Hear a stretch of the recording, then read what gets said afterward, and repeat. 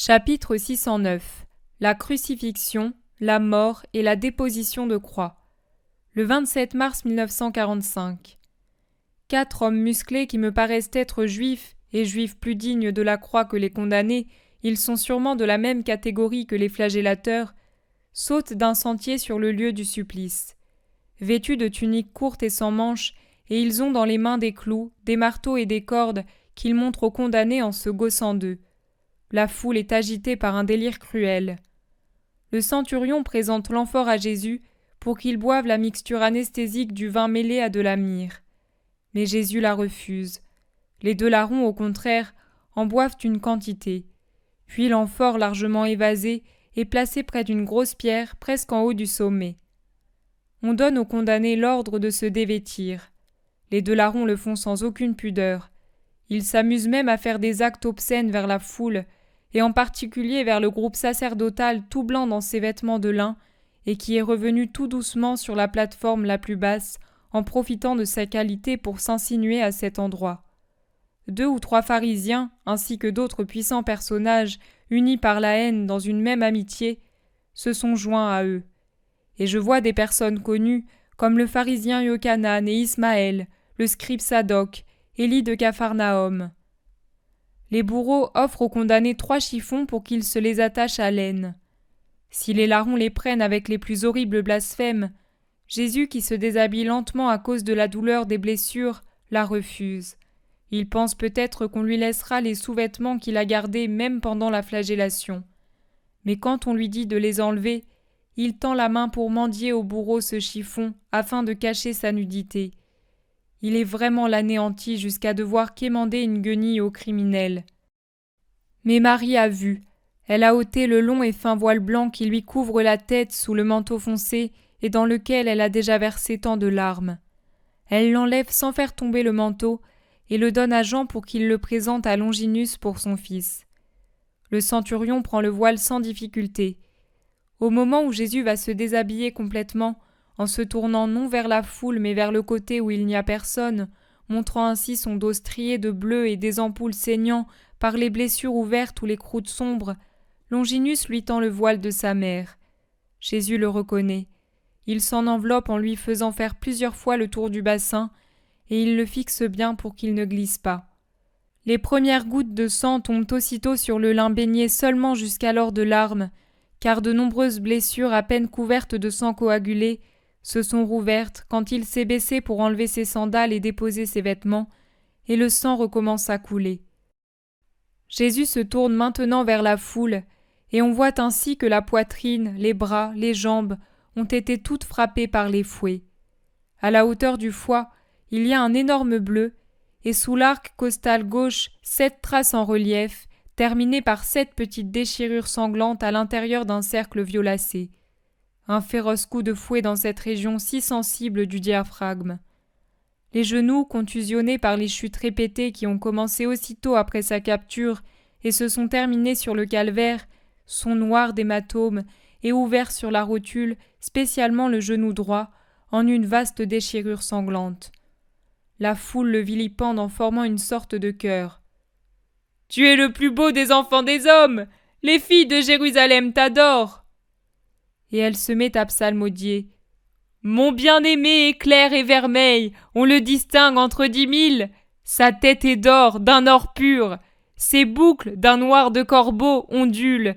Ses yeux sont comme des colombes au bord d'un ruisseau qui baignent dans le lait et reposent tranquilles. Ses joues, un parterre d'arômes, des corbeilles de senteurs. Ses lèvres, des lys, un ruissellement de myrrhe. Ses bras, des torsades d'or serties de topaze. Son ventre, un bloc d'ivoire couvert de saphir. Ses jambes, des colonnes de marbre posées sur des socles d'or pur. Son aspect est celui du Liban, comme le cèdre sans rival. Sa bouche est pure délice, tout en lui est désirable. » Il rit et crie encore. « Le lépreux, le lépreux! Tu as donc forniqué avec une idole pour que Dieu t'ait frappé ainsi? Tu as murmuré contre les saints d'Israël, comme Myriam la sœur de Moïse, si tu as été ainsi puni? Oh, le parfait! Toi, tu es le fils de Dieu? Mais non, tu es l'avorton de Satan. Lui, au moins, Mammon, est fort et puissant. Mais toi, tu n'es qu'une loque impuissante et dégoûtante. Les larrons sont attachés sur les croix et amenés à leur place, l'un à droite, l'autre à gauche, mais de cette manière par rapport à celle destinée à Jésus. Ils hurlent, lancent des imprécations, maudissent. Lorsque les croix sont portées près du trou et les secouent, tandis que leurs poignets sont sciés par les cordes, leurs cris et leurs blasphèmes contre Dieu, contre la loi, les Romains et les Juifs sont infernaux. Vient le tour de Jésus, d'où il s'allonge sur le bois. Les 2 larrons étaient tellement déchaînés que les 4 bourreaux, n'y arrivant pas, avaient dû demander l'intervention des soldats pour les maintenir, afin qu'ils ne repoussent pas à coups de pied les tortionnaires qui les attachaient par les poignets. Mais pour Jésus, il n'est pas besoin d'aide. Il se couche et met la tête là où on lui dit de la mettre. Il ouvre les bras comme on lui demande de le faire, et tend les jambes comme on le lui ordonne. Il s'occupe seulement de bien ajuster son voile. Désormais, son long corps mince et blanc se détache sur le bois sombre et le sol jaunâtre. 2 bourreaux s'asseyent sur sa poitrine pour la tenir immobile, et je pense à l'oppression et à la souffrance qu'il doit avoir ressentie sous ce poids. Un 3e lui saisit le bras droit en le tenant d'une main à la première partie de l'avant-bras et de l'autre au bout des doigts. Le 4e a déjà en main le long clou à tige quadrangulaire, terminé par une plaque arrondie et plate, large comme un sou d'autrefois. Il vérifie que le trou déjà préparé dans le bois correspond à la jointure radio-ulnaire du poignet. Il va bien. Le bourreau applique la pointe du clou sur le poignet, lève le marteau et donne le premier coup. Jésus, qui avait les yeux fermés, pousse un cri et a une contraction à la suite de la douleur aiguë, écarquillant ses yeux noyés de larmes. Il doit ressentir une douleur atroce. Le clou pénètre en rompant les muscles, les veines, les nerfs, en brisant les os. Marie répond au cri de son fils torturé par un gémissement qui rappelle la plainte d'un agneau qu'on égorge, et elle se courbe, comme brisée, en se tenant la tête dans les mains. Jésus, pour ne pas la torturer, ne crie plus, mais les coups sont là, méthodiques, âpres, du fer contre le fer. Dire que dessous, c'est un membre vivant qui les reçoit. La main droite est clouée. On passe à la gauche. Le trou ne correspond pas au carpe. Alors ils prennent une corde, lient le poignet gauche et tirent jusqu'à déboîter la jointure et arracher les tendons et les muscles, sans compter qu'ils lacèrent la peau déjà sciée par les cordes de la capture. L'autre main aussi doit souffrir, car elle est étirée par contre-coup et autour de son clou le trou s'élargit. On arrive à peine en haut du métacarpe, près du poignet.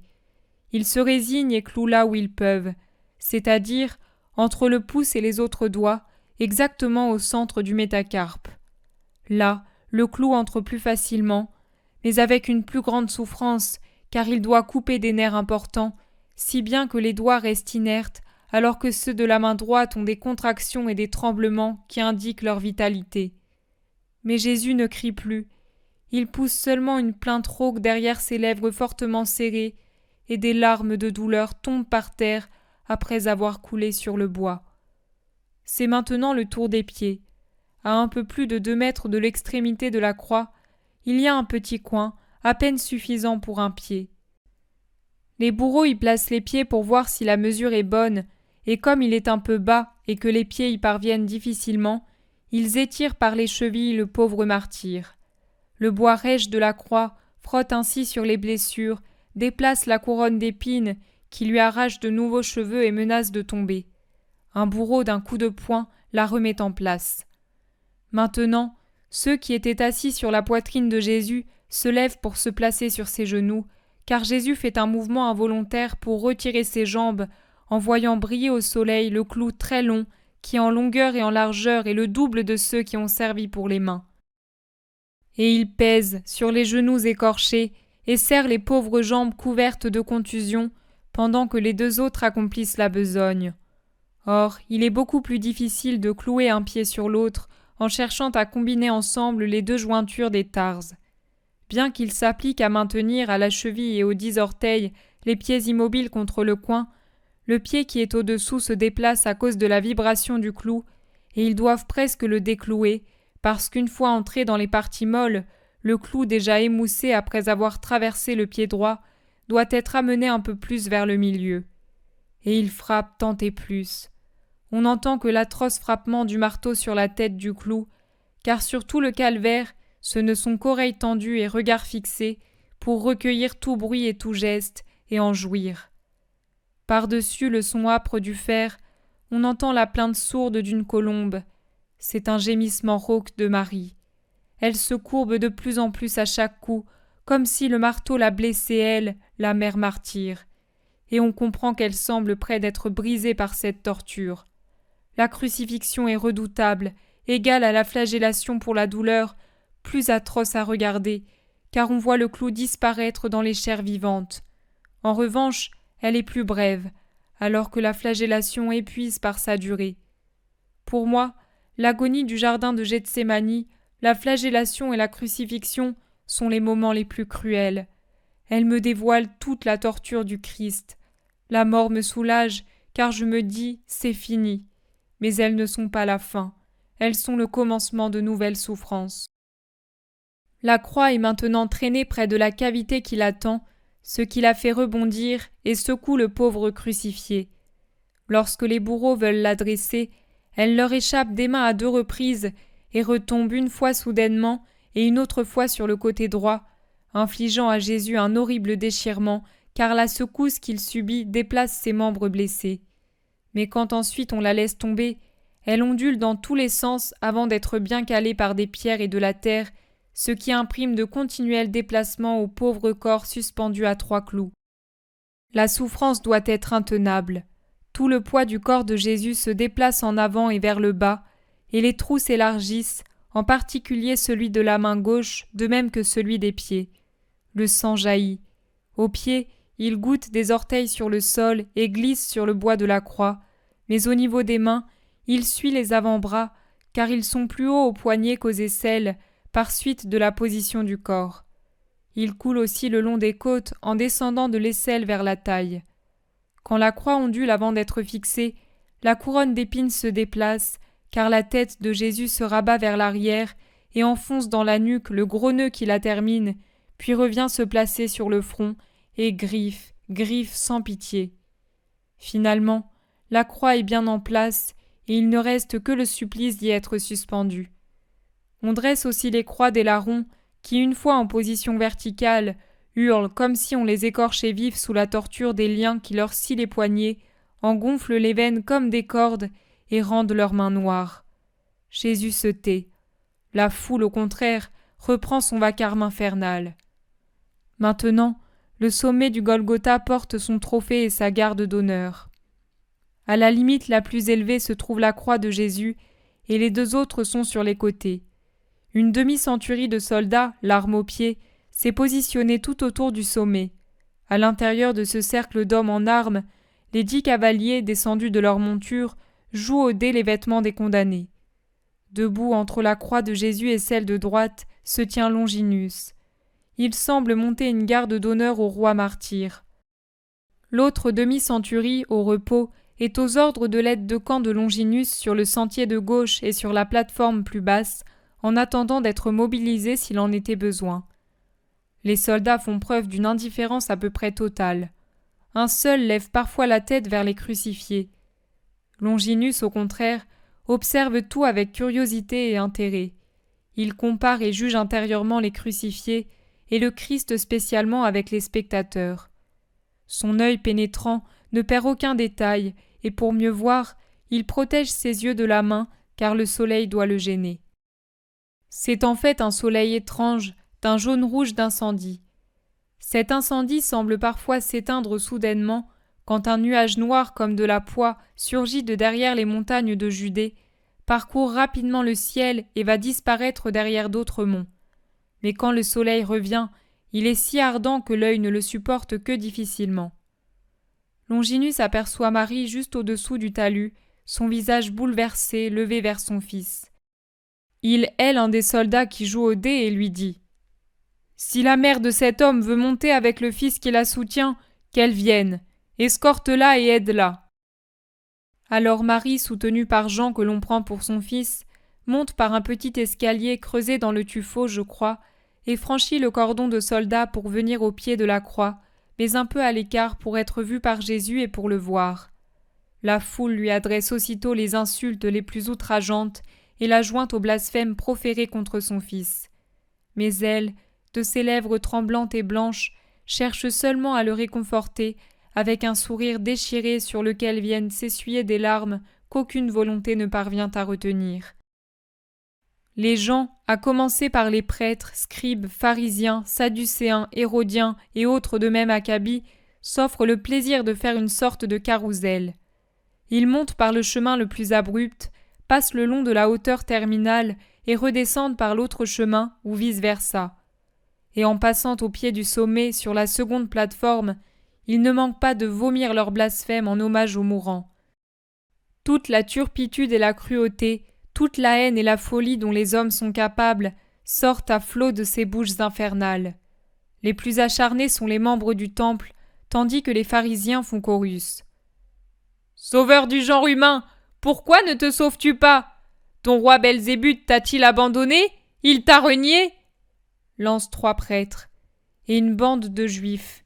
« Toi qui pas plus tard qu'il y a 5 jours, avec l'aide du démon, faisais dire au Père qu'il allait te glorifier, pourquoi ne lui rappelles-tu pas sa promesse ?»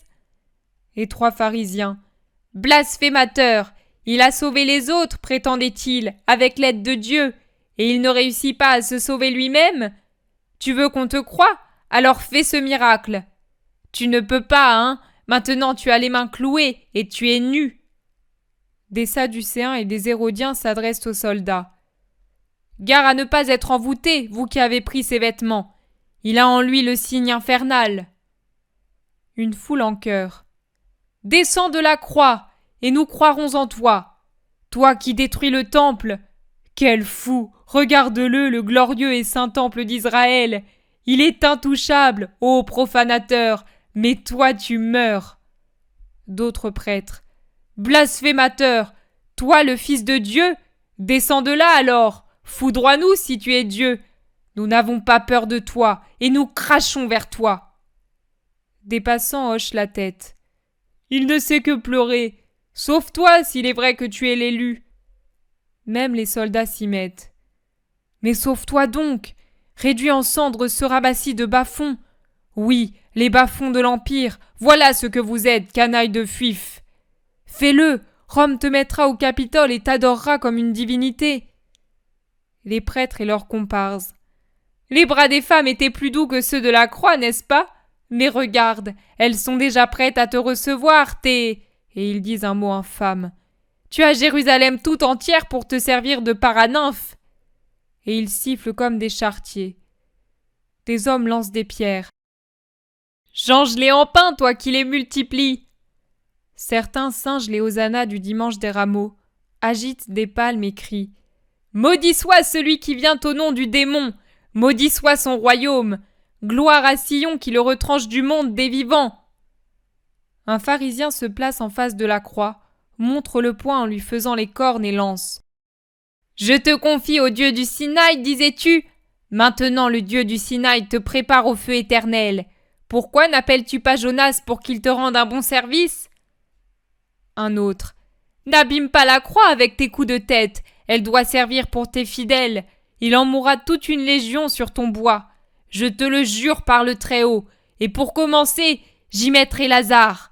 Nous verrons si tu l'arraches à la mort cette fois. »« Oui, oui, allons chez Lazare. Clouons-le de l'autre côté de la croix. » Et comme des perroquets, ils imitent la parole lente de Jésus. « Lazare, mon ami, sors, déliez-le et laissez-le aller. » Non, il disait à Marthe et à Marie, ses femmes, « Je suis la résurrection et la vie. Ah, la résurrection ne sait pas repousser la mort, et la vie meurt. Voici Marie avec Marthe. Demandons-leur où est Lazare et allons le chercher. » Et il s'avance vers les femmes pour leur demander avec arrogance. « Où est Lazare? Au palais ?» Alors, tandis que les autres femmes terrorisées fuient derrière les bergers, Marie-Madeleine, retrouvant dans sa douleur sa vieille hardiesse du temps du péché, s'avance vers eux.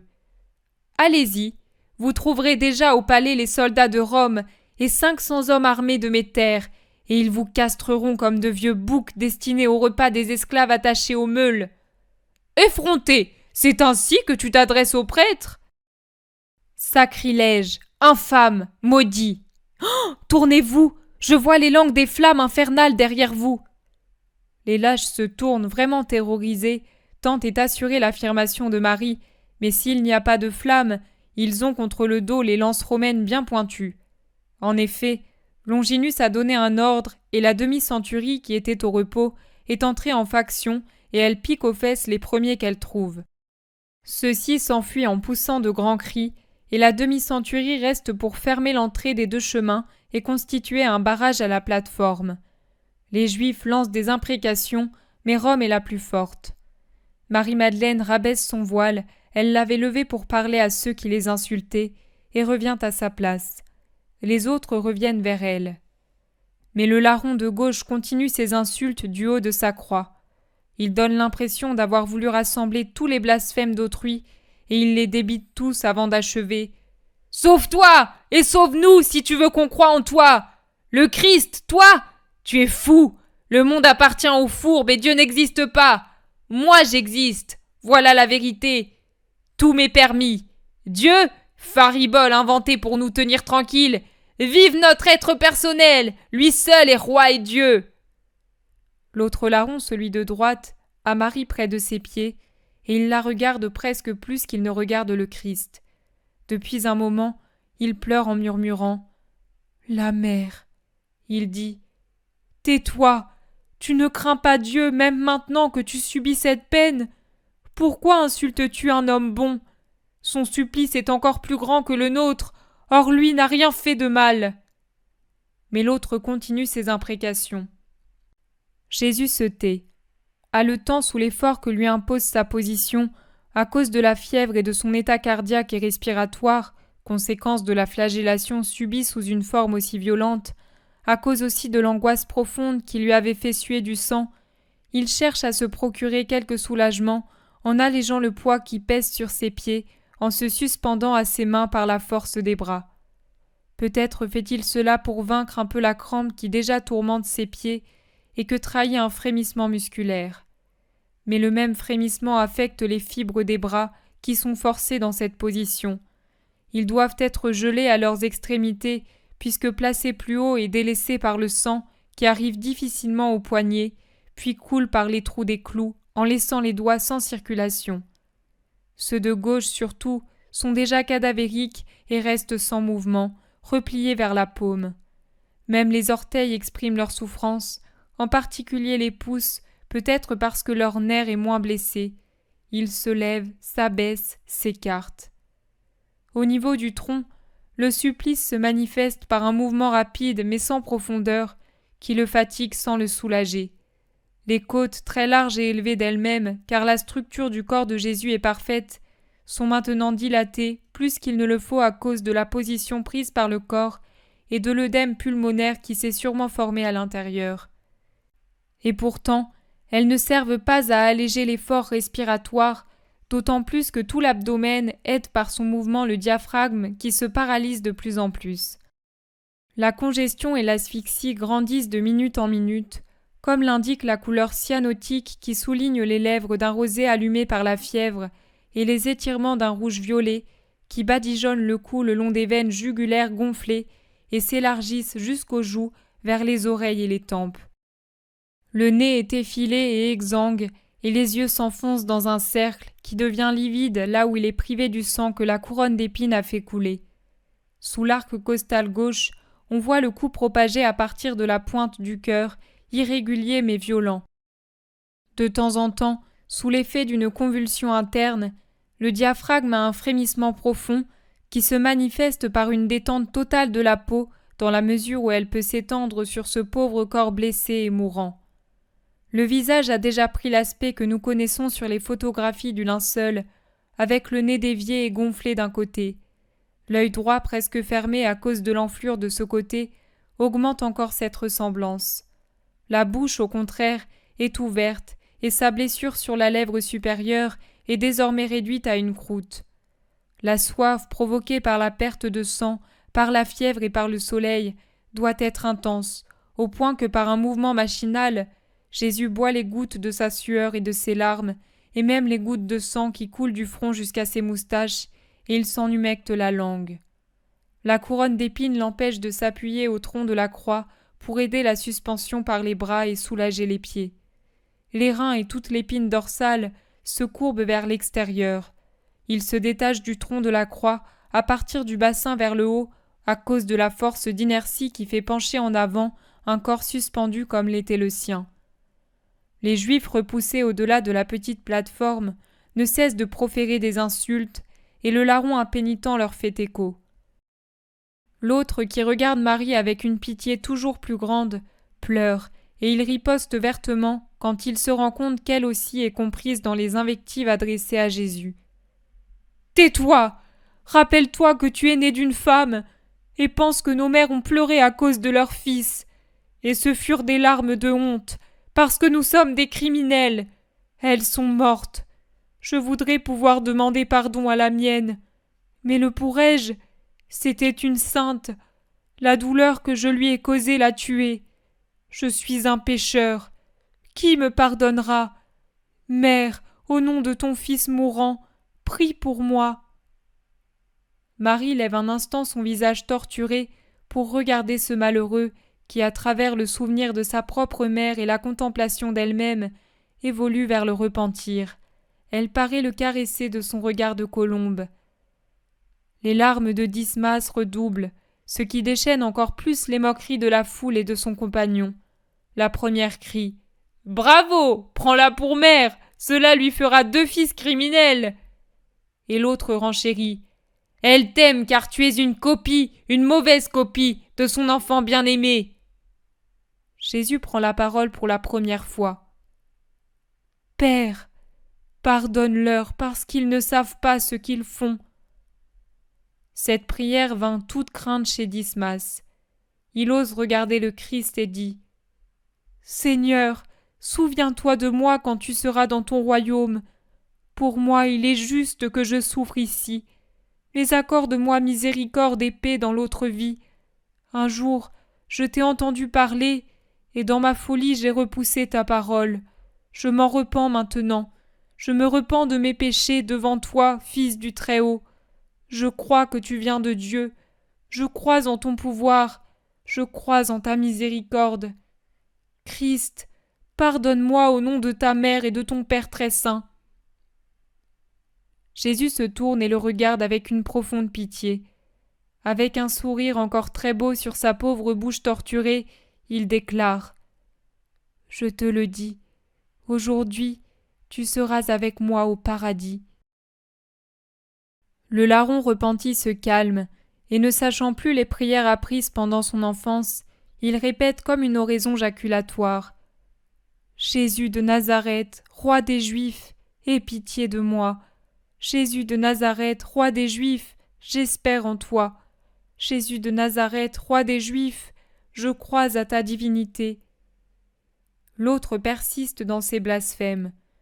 Le ciel devient toujours plus sombre. Il est désormais rare que les nuages s'entr'ouvrent pour laisser passer le soleil. Ils s'amoncellent au contraire en couches de plus en plus épaisses, blanches, verdâtres. Ils se surmontent, se démêlent selon les caprices d'un vent froid qui parcourt le ciel par intervalles, puis descend sur la terre, puis se tait de nouveau. L'air est presque plus sinistre quand il se tait, étouffant et mort, que quand il siffle, coupant et rapide. La lumière, d'abord vive outre mesure, est en train de devenir blafarde. Les visages prennent des teintes bizarres. Les soldats, sous leurs casques et dans leurs cuirasses d'abord brillantes, mais dorénavant enveloppées dans une lumière glauque sous un ciel de cendres, présentent des profils durs, comme s'ils étaient sculptés. Les Juifs, en majorité bruns de peau, de cheveux et de barbe, ont l'air de noyer tant leurs visages deviennent terreux. Les femmes ressemblent à des statues de neige bleutées à cause de leur pâleur exsangue que la lumière accentue. Jésus paraît devenir sinistrement livide, comme s'il commençait à se décomposer, comme s'il était déjà mort. Sa tête commence à retomber sur la poitrine. Les forces lui manquent rapidement. Il tremble malgré la fièvre qui le brûle. Et dans sa faiblesse, il murmure le nom qu'il ne prononçait jusqu'ici qu'au fond de son cœur. « Maman, maman !» Il le murmure doucement, comme dans un soupir, comme s'il éprouvait déjà un léger délire qui l'empêche de se retenir autant que sa volonté le voudrait. Et Marie, chaque fois, ne peut s'empêcher de lui tendre les bras comme pour le secourir. Les gens cruels rient de ce spasme du mourant et de celle qui le partage. Prêtres et scribes montent de nouveau par derrière les bergers qui cependant se tiennent sur la plate-forme basse. Comme les soldats voudraient les repousser, ils réagissent. « Ces Galiléens n'y sont-ils pas ? C'est aussi notre place, car il nous faut vérifier que justice est faite complètement. Or, nous ne pouvons pas voir de loin dans cette lumière étrange. » En fait, beaucoup commencent à être impressionnés par la lueur qui est en train d'envelopper le monde. Certains même ont peur. Les soldats, eux aussi, regardent le ciel, car une sorte de cône qui semble de l'ardoise tant il est sombre s'élève comme un pin derrière un sommet. On pourrait croire à une trombe marine. Il s'élève et produit des nuages de plus en plus noirs, comme si c'était un volcan vomissant de la fumée et de la lave. C'est dans cette lumière crépusculaire et effrayante que Jésus donne Jean à Marie et Marie à Jean. Il penche la tête, car la mère, pour mieux voir, s'est mise plus près sous la croix, et il lui dit « Femme, voici ton fils. Fils, voici ta mère. » Marie a le visage encore plus bouleversé après cette parole, le testament de son Jésus, qui n'a rien à donner à sa mère sinon un homme, lui qui par amour de l'homme la prive de l'homme-dieu né d'elle. Mais elle, la pauvre Marie, s'efforce de ne pleurer que silencieusement, car elle ne peut pas s'en empêcher.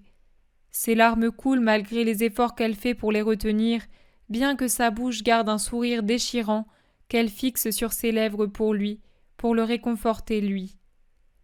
Les souffrances ne cessent d'augmenter et la lumière ne cesse de décroître.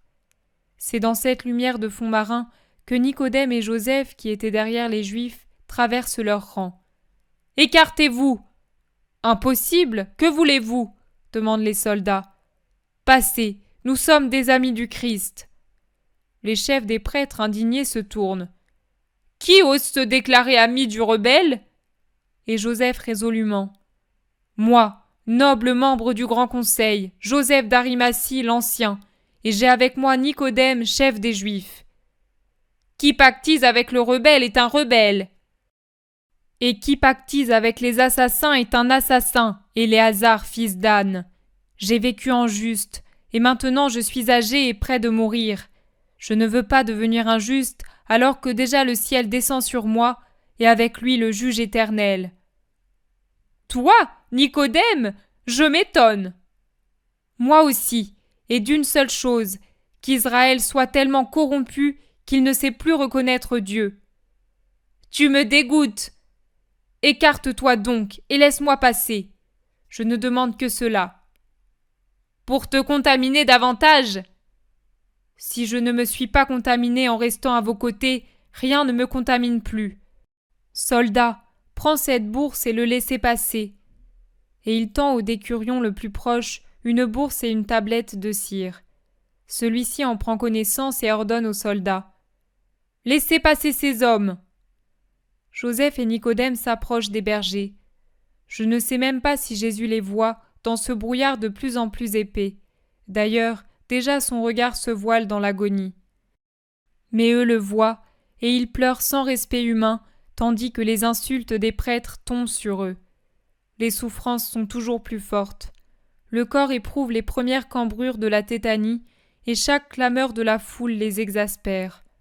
La mort des fibres et des nerfs s'étend des extrémités torturées au tronc, rendant de plus en plus difficile le mouvement de la respiration, plus faible la contraction du diaphragme et plus désordonnés les battements du cœur. Le visage du Christ passe alternativement d'une rougeur intense à la pâleur verdâtre d'un mourant par hémorragie. Sa bouche remue avec un grand effort, car les nerfs exténués du cou et de la tête elle-même, qui ont servi des dizaines de fois de levier au corps en s'arc-boutant sur la barre transversale de la croix, propagent la crampe jusqu'aux mâchoires. Je suppose que sa gorge, enflée par les carotides engorgées, lui fait mal. Elle doit étendre son œdème à la langue, qui paraît grossie et dont les mouvements sont très lents.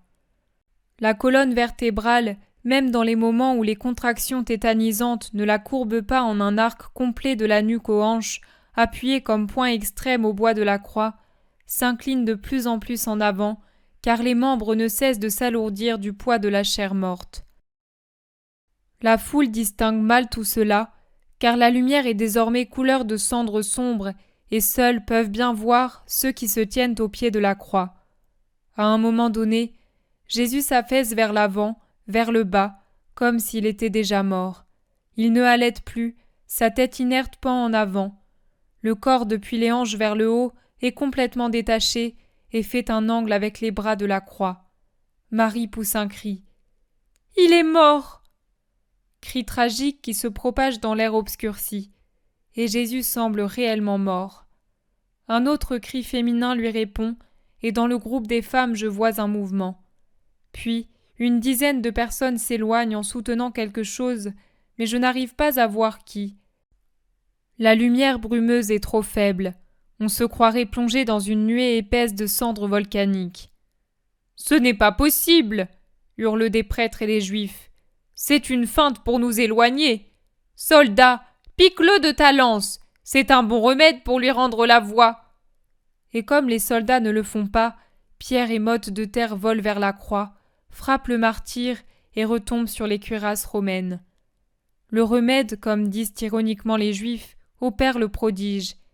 Une pierre aura adroitement atteint la blessure d'une main ou la tête elle-même, car il visait vers le haut. Jésus pousse un gémissement pitoyable et revient à lui. Le thorax recommence à respirer avec beaucoup de peine et la tête à se tourner de droite à gauche à la recherche d'une position qui la fasse moins souffrir, sans trouver autre chose qu'une souffrance plus grande.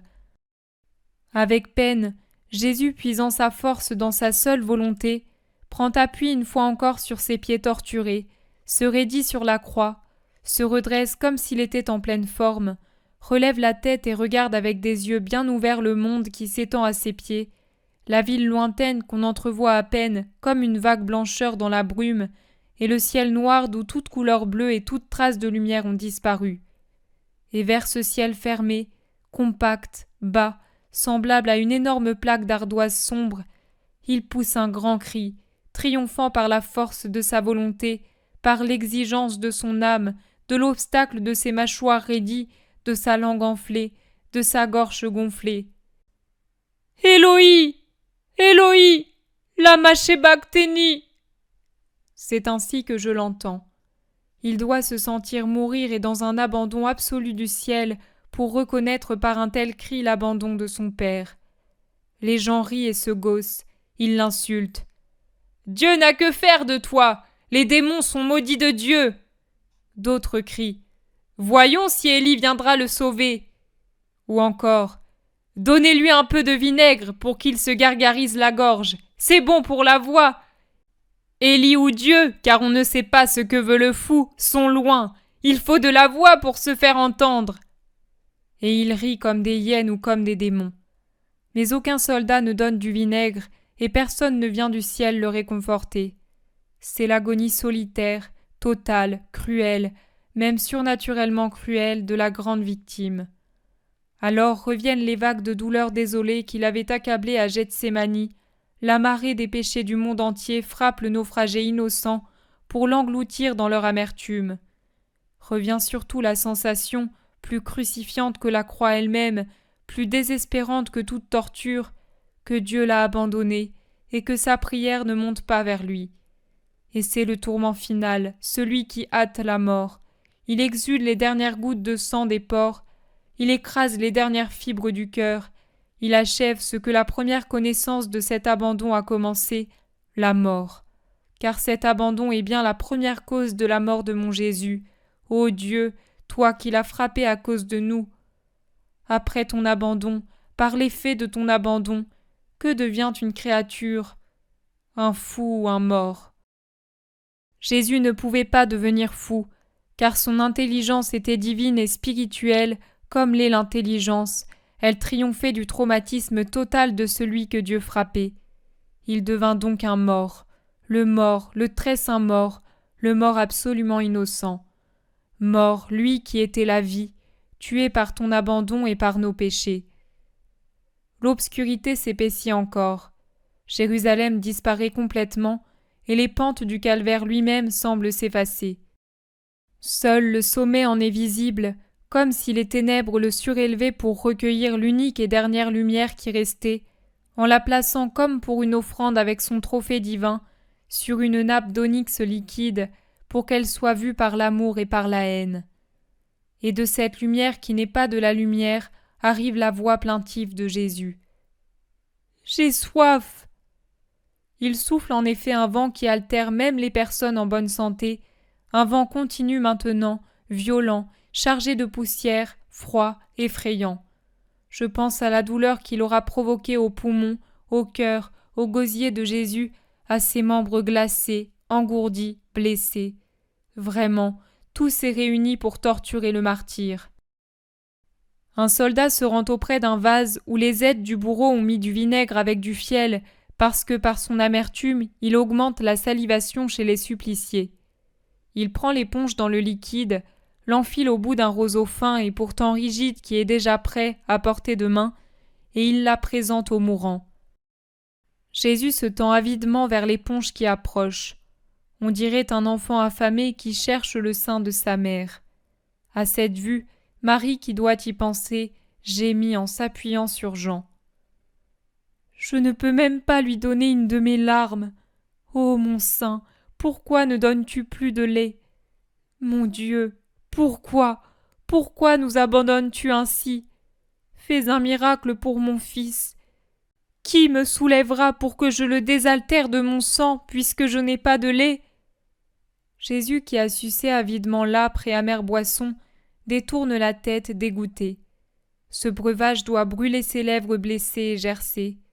Il se retire, s'affaisse, s'effondre. Tout le poids de son corps retombe sur ses pieds en avant. Ce sont les extrémités blessées qui subissent l'atroce souffrance de s'ouvrir sous le poids d'un corps qui s'abandonne. Plus un mouvement ne saurait soulager cette douleur. Depuis le bassin jusqu'en haut, tout est détaché du bois et reste ainsi.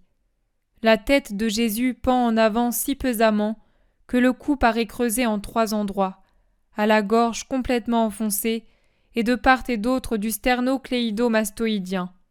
Sa respiration est de plus en plus haletante et entrecoupée. C'est déjà plus un râle syncopé qu'une respiration. De temps à autre, un accès de toux pénible fait monter sur ses lèvres une écume légèrement rosée. Les intervalles entre 2 expirations deviennent toujours plus longs. L'abdomen est déjà immobile. Seul le thorax se soulève encore, mais avec beaucoup de difficulté. La paralysie pulmonaire s'accentue. Alors, à la manière d'un enfant qui se plaint, Jésus appelle « Maman !» Et la malheureuse murmure « Oui, mon trésor, je suis là. » Et quand sa vue qui se voile fait dire à Jésus « Maman, où es-tu? Je ne te vois plus. Toi aussi tu m'abandonnes. » Ce n'est même plus une parole, c'est un murmure, à peine audible pour celui qui recueille avec le cœur plutôt qu'avec l'ouïe tous les soupirs du mourant. Elle dit « Non, non, mon fils, moi je ne t'abandonne pas. Écoute-moi, mon chéri, maman est ici, elle est ici, et son seul tourment est de ne pas pouvoir venir là où tu es. » C'est un déchirement. Jean pleure sans retenue. Je suppose que Jésus entend ses sanglots, mais il ne dit rien. Je pense que la mort imminente le fait parler comme s'il délirait.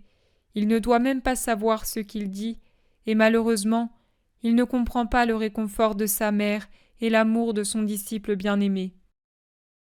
Longinus avait abandonné sans s'en rendre compte son attitude de repos, mains croisées sur la poitrine et jambes croisées, à cause de la longueur de la tente, pour s'appuyer tantôt sur un pied, tantôt sur l'autre. Mais maintenant, il se met au garde-à-vous, la main gauche sur son épée, la main droite pendant le long de son côté, comme s'il se trouvait sur les marches du trône impérial. Il ne veut pas s'émouvoir, mais son visage s'altère sous l'effort qu'il fait pour vaincre l'émotion, et ses yeux brillent d'une larme que seule retient sa discipline de fer. Les autres soldats qui jouaient aux dés se sont arrêtés et se sont levés pour remettre les casques qui leur avaient servi à agiter les dés. Ils se sont groupés près du petit escalier creusé dans le tuffeau, silencieux, attentifs. Les autres sont de service et ne peuvent changer de position. On dirait des statues. Mais l'un des plus proches entend les paroles de Marie, bougonne quelque chose et hoche la tête. Un silence, puis net dans l'obscurité totale jaillit la parole. Tout est accompli. Suit un halètement de plus en plus rauque, avec entre les râles des intervalles de silence de plus en plus longs. Le temps court sur ce rythme angoissé. La vie revient quand l'air est rompu par le halètement âpre du mourant. La vie cesse quand ce son pénible disparaît. On souffre de l'entendre, on souffre de ne pas l'entendre. On dit « assez de souffrance » et on dit « mon Dieu, que ce ne soit pas son dernier soupir ». Toutes les maries pleurent, la tête contre le talus. Leurs sanglots sont bien audibles, car désormais la foule se tait de nouveau pour recueillir les râles du mourant. Encore un silence, puis prononcé avec une infinie douceur, en une ardente prière, s'élève cette supplication. « Père, entre tes mains, je remets mon esprit. » Encore un silence, même le râle se fait léger. Ce n'est plus qu'un souffle qui sort des lèvres et de la gorge. Puis voilà le dernier spasme de Jésus, une affreuse convulsion, qui paraît vouloir arracher du bois le corps qui y est fixé par 3 clous. Elle monte par 3 fois des pieds à la tête et parcourt tous les pauvres nerfs torturés, soulève à 3 reprises l'abdomen d'une manière anormale, puis lâche prise après l'avoir dilaté, comme par un bouleversement des viscères, de sorte qu'il retombe et se creuse comme s'il était vidé. Encore une fois, cette convulsion revient. Elle gonfle, puis resserre si fortement le thorax que la peau se creuse entre les côtes qui se tendent en apparaissant sous l'épiderme. Les blessures de la flagellation se rouvrent. Puis la convulsion porte violemment la tête en arrière à 3 reprises, la faisant frapper durement contre le bois. Elle contracte en un seul spasme tous les muscles du visage, en accentuant la déviation de la bouche à droite. Elle fait ouvrir et dilater les paupières sous lesquelles on voit rouler le globe oculaire et apparaître la sclérotique. Le corps se tend tout entier. À la dernière des 3 contractions, Jésus n'est plus qu'un arc tendu, vibrant, terrible à voir. Soudain, un cri puissant, impensable dans ce corps épuisé, se dégage, déchire l'air, le grand cri dont parlent les évangiles, et qui est la première parsyllabe du mot « maman », puis plus rien. La tête retombe sur la poitrine, le corps en avant, le frémissement cesse ainsi que toute respiration. Jésus a expiré. La terre répond au cri de celui qu'on a tué par un grondement effrayant. On dirait que des milliers de buccins de géants émettent un même son, et sur cet accord terrifiant se greffent les notes isolées, déchirantes, des éclairs qui sillonnent le ciel en tous sens, tombant sur la ville, sur le temple, sur la foule. Je crois qu'il y aura eu des gens foudroyés, car la foule est frappée directement. Il n'y a plus d'autre lumière que celle des éclairs, encore est-elle irrégulière. Et puis tout à coup, pendant que durent encore les décharges de la foudre, la terre se convulse sous un tourbillon de vent digne d'un cyclone. Le tremblement de terre et la trombe d'air s'unissent dans une même apocalypse pour châtier les blasphémateurs.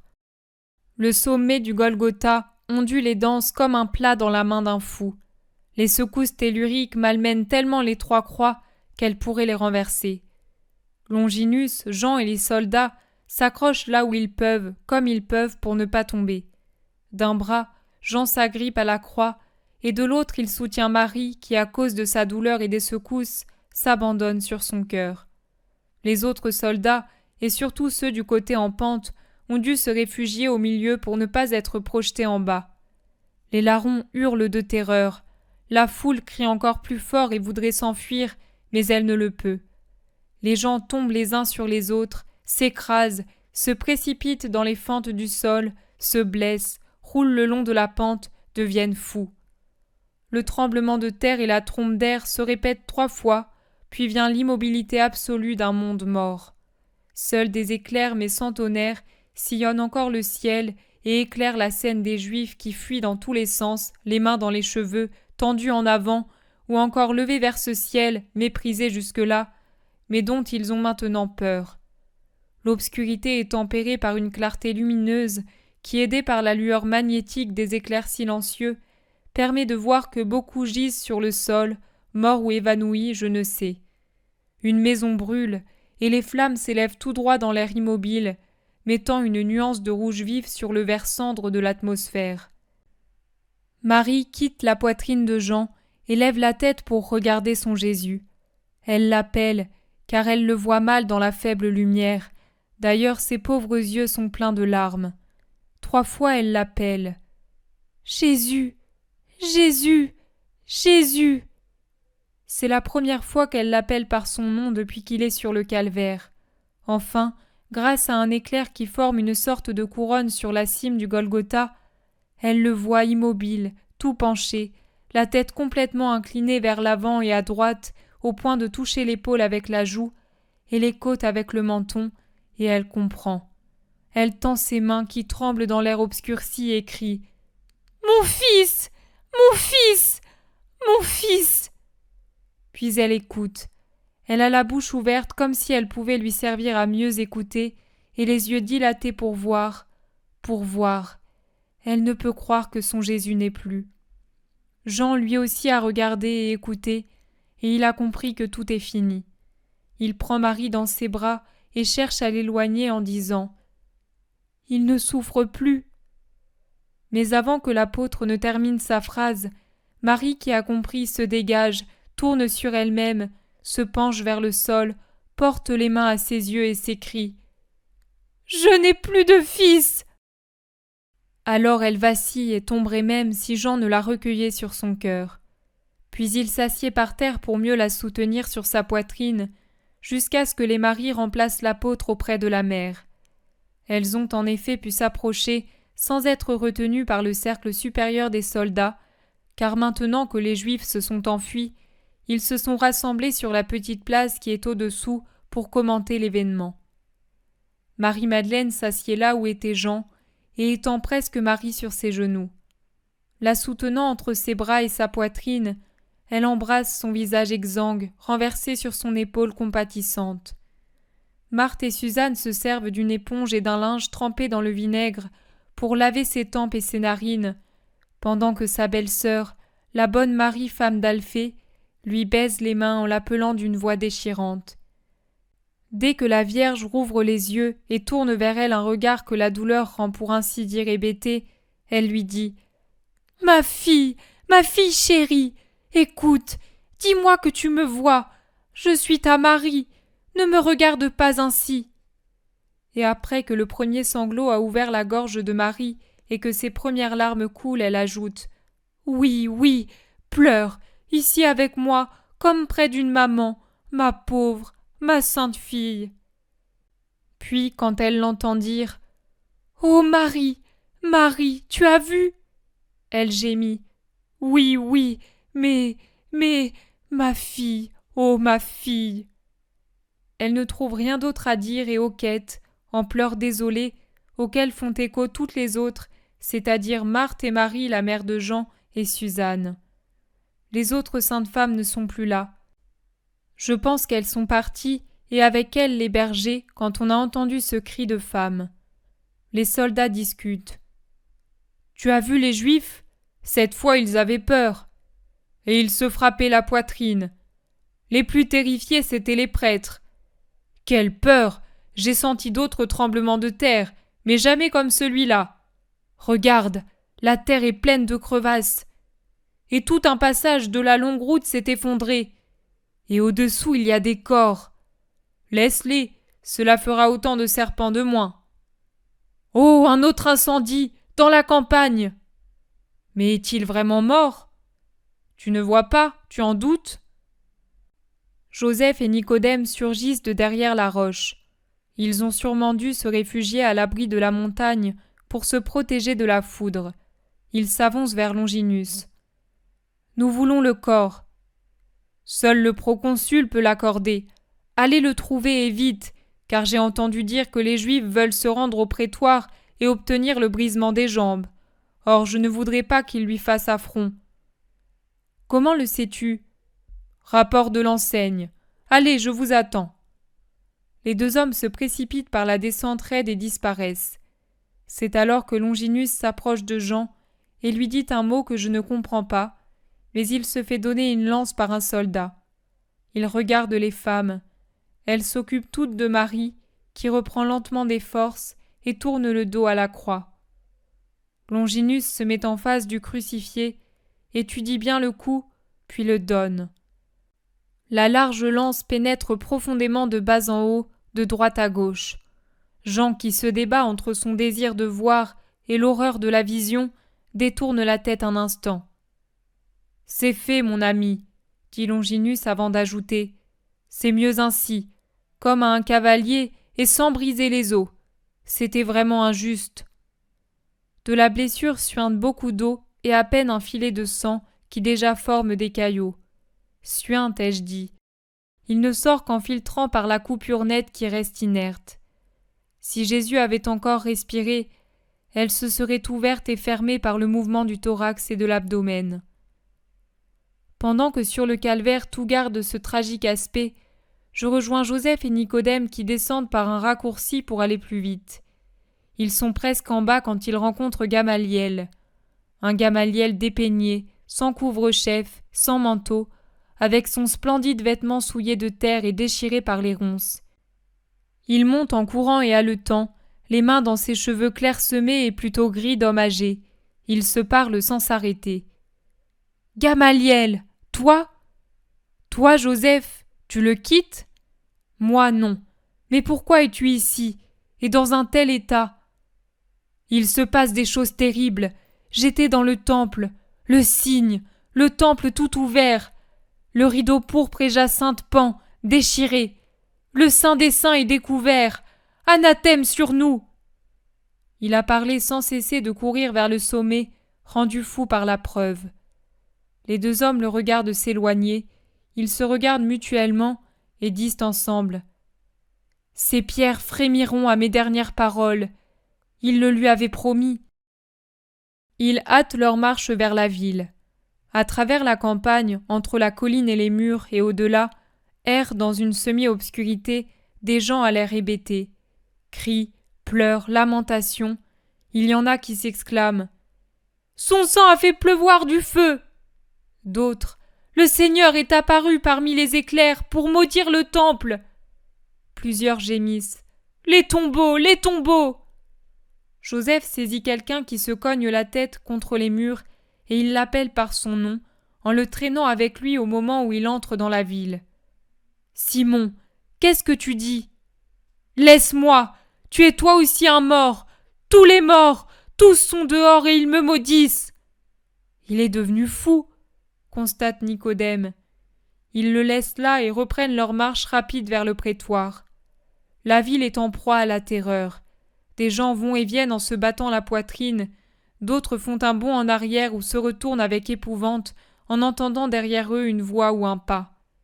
Dans l'une des si nombreuses arcades obscures, l'apparition de Nicodème, vêtu de laine blanche, car pour aller plus vite, il a enlevé sur le Golgotha son manteau foncé, fait pousser un cri de terreur à un pharisien qui s'enfuit. Puis, il s'aperçoit que c'est Nicodème et il s'attache à son cou, étrangement expansif, en s'exclamant « Ne me maudis pas ! Ma mère m'est apparue et m'a dit « Sois maudit pour toujours !»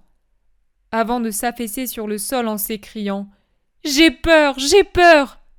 « Mais ils sont tous devenus fous !» s'étonnent les deux hommes. Ils arrivent au prétoire. C'est seulement là, pendant qu'ils attendent d'être reçus par le proconsul, que Joseph et Nicodème réussissent à savoir la raison de telle terreur.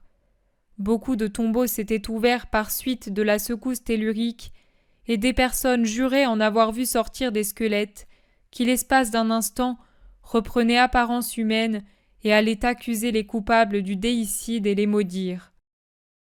Je les quitte dans l'atrium du prétoire où les deux amis de Jésus entrent sans faire tant d'histoires de dégoût stupide et de peur de contamination, et je reviens au calvaire, rejoignant Gamaliel, qui désormais épuisé gravit les derniers mètres.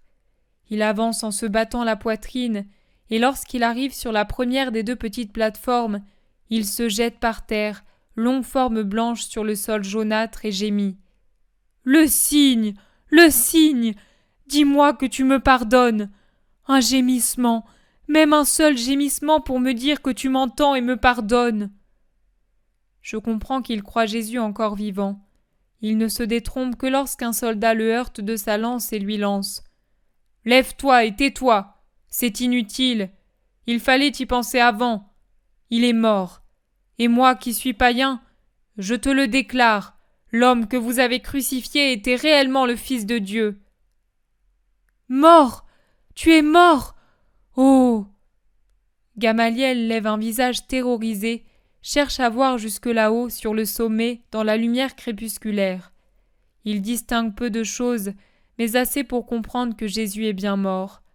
Il regarde le groupe qui réconforte Marie ainsi que Jean, debout à gauche de la croix, tout en larmes, et Longinus debout à droite, dans une posture solennelle et respectueuse. Il se met à genoux, tend les bras et pleure. « C'était toi! C'était toi! Nous ne pouvons plus être pardonnés. Nous avons demandé ton sang sur nous. Il crie vers le ciel, et le ciel nous maudit. Mais tu étais la miséricorde. Je te dis, moi, qui suis le rabbi anéanti de Juda, ton sang sur nous par pitié. Asperges en nous, lui seul peut nous obtenir le pardon. » Il sanglote, puis plus doucement, il reconnaît sa secrète torture. « J'ai obtenu le signe demandé, mais des siècles et des siècles de cécité spirituelle obscurcissent encore ma vue intérieure, et contre ma volonté de maintenant se dresse la voix de mon orgueilleuse pensée d'hier. Pitié pour moi. Lumière du monde dans les ténèbres qui ne t'ont pas compris, fais descendre un de tes rayons. Je suis le vieux juif fidèle à ce qu'il croyait justice et qui était erreur. Maintenant, je suis une lande brûlée, sans plus aucun des vieux arbres de la foi antique, sans aucune semence ni tige de la foi nouvelle. Je suis un désert aride. Opère le miracle de faire se dresser une fleur qui est ton nom dans ce pauvre cœur de vieil Israélite entêté. Toi, le libérateur, pénètre dans ma pauvre pensée prisonnière des formules. Isaïe le dit, il a payé pour les pécheurs, et il a pris sur lui les péchés des multitudes. Ô le mien aussi, Jésus de Nazareth. Il se lève, regarde la croix qui se fait toujours plus nette dans la lumière qui revient, puis s'en va courbé, vieilli, anéanti. Sur le calvaire, le silence règne, à peine interrompu par les pleurs de Marie. Les deux larrons épuisés par la peur ne disent plus rien. Nicodème et Joseph arrivent rapidement et annoncent qu'ils ont la permission de Pilate. Mais Longinus, qui ne s'y fie pas trop, envoie chez le proconsul un soldat à cheval pour vérifier ce qu'il en est et demander ce qu'il doit faire avec les deux larrons. Le soldat va et revient au galop avec l'ordre de remettre Jésus aux siens et de briser les jambes des autres par volonté des Juifs. Longinus appelle les 4 bourreaux qui se sont lâchement accroupis sous le rocher et sont encore terrorisés par l'événement et ordonne que les deux larrons soient achevés à coups de massue. Dismas n'émet aucune protestation et le coup de massue adressé au cœur après avoir frappé ses genoux brise à moitié sur ses lèvres le nom de Jésus dans un dernier soupir. L'autre larron ne profère que des malédictions horribles. Son râle est lugubre. Les 4 bourreaux voudraient aussi s'occuper de Jésus pour le détacher de la croix, mais Joseph et Nicodème ne le leur permettent pas. Joseph enlève son manteau et demande à Jean de l'imiter et de tenir les échelles pendant qu'il monte avec des leviers et des tenailles. Tremblante, Marie s'est levée, soutenue par les femmes, et s'approche de la croix. Pendant ce temps, les soldats s'en vont, leur besogne terminée. Longinus, avant de descendre de la plate-forme inférieure, se tourne du haut de son cheval pour regarder Marie et le crucifié. Puis, le bruit des sabots résonne sur les pierres et celui des armes contre les cuirasses, et il s'éloigne. La paume gauche de Jésus est déclouée. Son bras retombe le long du corps, qui maintenant pend à demi détaché. Il demande à Jean de venir les aider et de confier les échelles aux femmes. Jean, monté sur l'échelle où se trouvait d'abord Nicodème, passe le bras de Jésus autour de son cou et le tient ainsi, tout abandonné sur son épaule, en l'enlaçant par son bras à la taille. Il le tient par la pointe des doigts pour ne pas heurter l'horrible déchirure de la main gauche qui est presque ouverte. Quand les pieds sont décloués, Jean a beaucoup de mal à soutenir le corps de son maître entre la croix et son propre corps. Marie s'assied déjà au pied de la croix, en lui tournant le dos, prête à recevoir son Jésus sur ses genoux. Mais le plus difficile, c'est de déclouer le bras droit. Malgré tous les efforts de Jean, le corps de Jésus pend complètement en avant, et la tête du clou est profondément enfoncée dans la chair. Comme il ne voudrait pas le blesser davantage, les deux hommes compatissants peinent beaucoup. Finalement, ils saisissent le clou avec les tenailles et le sortent tout doucement. Jean soutient toujours Jésus par les aisselles, sa tête renversée sur son épaule, pendant que Nicodème et Joseph le saisissent l'un aux cuisses, l'autre aux jambes, et le descendent avec précaution par les échelles.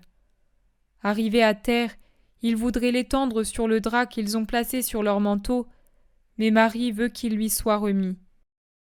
Elle a ouvert son manteau en le laissant pendre d'un côté et écarte les genoux pour faire un berceau à son Jésus.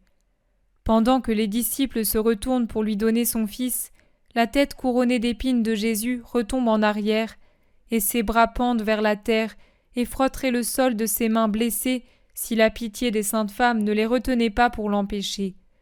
Le voilà sur les genoux de sa mère. Il ressemble à un grand enfant fatigué qui dort pelotonné sur les genoux maternels. Marie a passé son bras droit derrière les épaules de son fils et le gauche au-dessus de l'abdomen pour le soutenir aux hanches. La tête de Jésus repose sur l'épaule maternelle. Elle l'appelle de sa voix déchirante. Puis elle le détache de son épaule et le caresse de sa main gauche, prend et étend ses mains, et avant de les croiser, elle les baise et pleure sur les blessures. Puis elle lui caresse les joues, spécialement là où il y a eu des bleus et de l'enflure. Elle baise les yeux enfoncés, la bouche restée légèrement tordue vers la droite et entr'ouverte. Elle voudrait remettre ses cheveux en ordre, comme elle l'a fait pour la barbe souillée de sang, mais son geste rencontre les épines. Elle se pique pour enlever cette couronne, mais tient à s'en charger elle-même, de la seule main qu'elle a de libre. Elle repousse tout le monde en disant « Non, non, c'est moi qui le fais ». On dirait qu'elle a entre ses doigts la tendre tête d'un nouveau-né, tant elle y met de la délicatesse. Et quand enfin elle parvient à enlever cette couronne de torture, elle se penche pour soigner par ses baisers toutes les éraflures des épines. De sa main tremblante, elle sépare les cheveux en désordre, les repeigne, elle pleure et elle parle tout doucement. Elle essuie de ses doigts les larmes qui tombent sur les pauvres chairs glacées et couvertes de sang, et elle pense les nettoyer avec son voile, encore ceint autour des reins de Jésus. Elle en tire à elle une extrémité et se met à nettoyer et à essuyer les membres saints. Elle ne cesse de lui caresser le visage, puis les mains, les genoux couverts de contusions, avant de remonter pour essuyer le corps sur lequel coulent des flots de larmes. C'est en faisant cela que sa main rencontre l'ouverture du côté. La petite main, couverte d'un linge fin, entre presque entièrement dans le large trou de la blessure. Marie se penche pour voir dans la demi-clarté qui s'est formée, et elle voit le côté ouvert et le cœur de son fils. Elle pousse un hurlement. C'est comme si une épée ouvrait son propre cœur. Elle crie, puis se renverse sur son fils et paraît morte elle aussi. On la secourt, on la réconforte, on veut lui enlever le divin mort. Elle gémit. « Où vais-je te mettre ? Dans quel lieu qui soit sûr et digne de toi ?» Joseph, tout courbé en une inclination respectueuse, la main ouverte appuyée sur sa poitrine, propose « Rassure-toi, femme, mon tombeau est neuf et digne d'un grand homme. Je le lui donne. Et Nicodème, mon ami, a déjà porté au tombeau les aromates qu'il veut lui offrir personnellement.